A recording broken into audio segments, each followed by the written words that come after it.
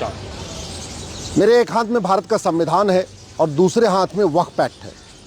सच्चाई तो यह है कि भारत के संविधान में वक्फ बोर्ड का कोई जिक्र ही नहीं है, वक्फ ट्रिब्यूनल का कोई जिक्र नहीं है। वक्फ बोर्ड, वक्फ ट्रिब्यूनल छोड़िए, WAQF वक्फ नाम का शब्द ही नहीं है। इसके बावजूद 1954 में नेहरू जी ने वक्फ एक्ट बनाया, बाद में उसको इंदिरा जी ने मजबूत किया, उसके बाद राजीव गांधी ने मजबूत किया, फिर 1995 में नरसिम्हा राव ने इतना खतरनाक कानून बना दिया। इस घटिया कानून के कारण 1950 तक जो वक्फ एक्ट की ज़मीन मात्र 50,000 एकड़ थी, आज की डेट में वो 10 लाख एकड़ ज़मीन हो चुकी है। यानी 500 साल के मुगलों के गुलामी में और 200 साल के अंग्रेज़ों के गुलामी में 700 साल की गुलामी में वक्फ प्रॉपर्टी थी मात्र 50,000 एकड़।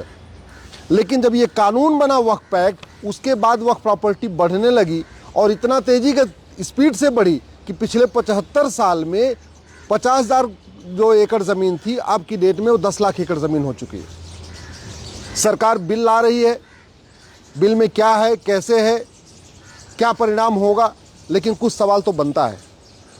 क्या जैसे मुस्लिम्स के लिए वक्फ बोर्ड है, वैसे हिंदुओं के लिए हिंदू दान बोर्ड है क्या? जैसे मुस्लिम्स के लिए वक्फ ट्रिब्यूनल है, क्या हिंदुओं के लिए हिंदू दान ट्रिब्यूनल है क्या? जिस तरीके का अधिकार मुस्लिम्स को मिला हुआ है, क्या वैसा अधिकार हिंदुओं को भी है क्या?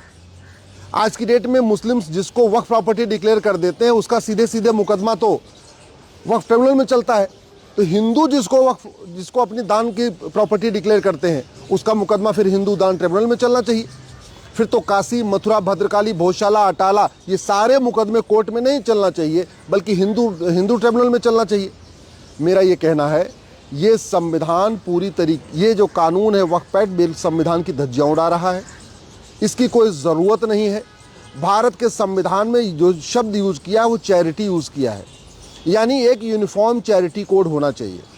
भारत के संविधान में जो शब्द यूज़ किया है वो एक इंडाउमेंट किया है, इसका मतलब है कि यूनिफॉर्म इंडाउमेंट कोड होना चाहिए। भारत के संविधान में प्रॉपर्टी शब्द यूज़ किया है, यानी यूनिफॉर्म प्रॉपर्टी कोड होना चाहिए। समान दान संहिता होनी चाहिए, समान धर्मस्थ संहिता होनी चाहिए और समान संपत्ति संहिता होनी चाहिए। और जब भारत के संविधान में सेकुलर शब्द जोड़ दिया, फिर मजहब के आधार पर बोर्ड और ट्रिब्यूनल कैसे हो सकता है? भारत का संविधान तो मजहब के आधार पर हर चीज़ का विरोध करता है, और सेकुलर शब्द तो बिल्कुल उसके, जब सेकुलर शब्द जुड़ गया फिर तो मजहब के आधार पर कोई बोर्ड ट्रिब्यूनल हो ही नहीं सकता। ये जो कानून है वक्फ एक्ट, ये पूरी तरीके से आर्टिकल 14 जो कहता है equality before law, equal protection of law, इसका वायलेशन करता है। ये जो आर्टिकल 15 कहता है किसी से भेदभाव नहीं किया जाएगा, ये वक्फ एक्ट भेदभाव करता है।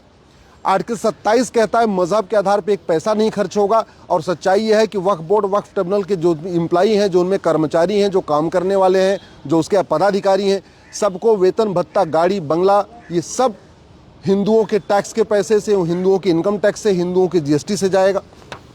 ये जो वक्फ एक्ट है, ये मज़ार, दरगाह और पक्के कब्रिस्तान को भी वक्फ प्रॉपर्टी डिक्लेयर करता है, जबकि मज़ार, दरगाह, पक्का कब्रिस्तान बनाना, मज़ार, दरगाह, पक्के कब्रिस्तान पे जाना इस्लाम में हराम है।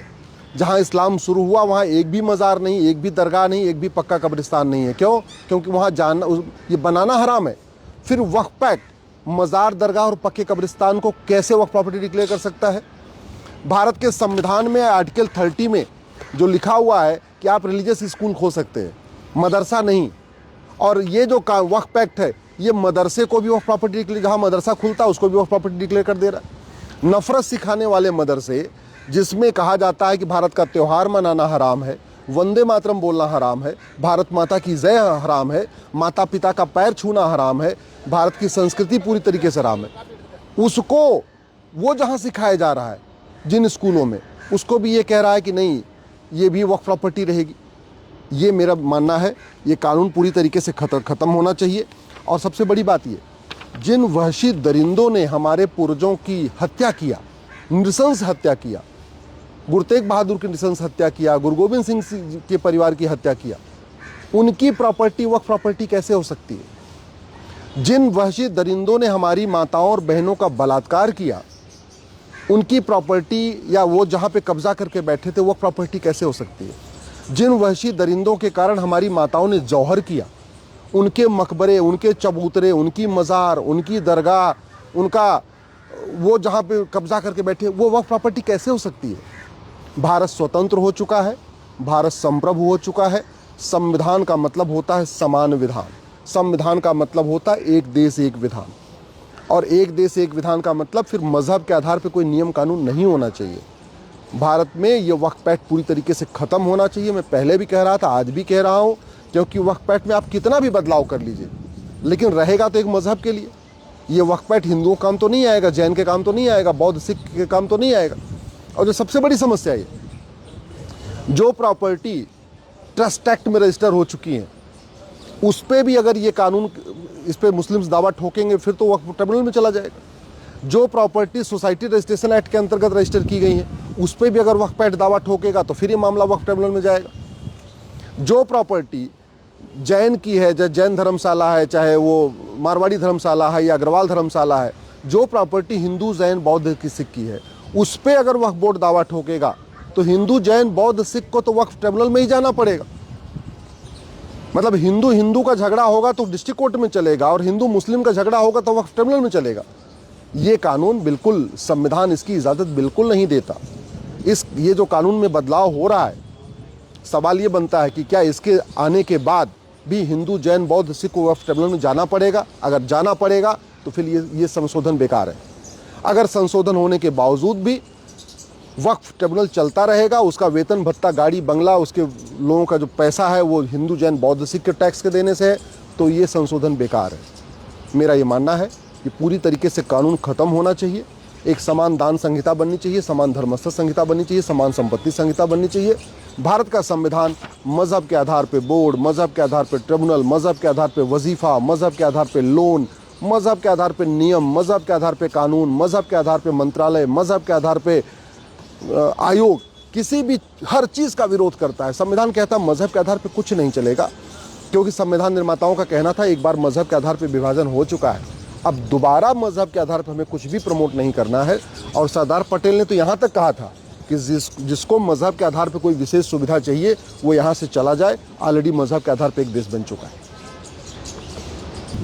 और सबसे बड़ी बात ये, अगर जो वास्तव में वक्फ प्रॉपर्टी है तो अपना कागज़ दिखाओ, और कागज़ दिखा लो, अपनी वक्फ क्लेम करो।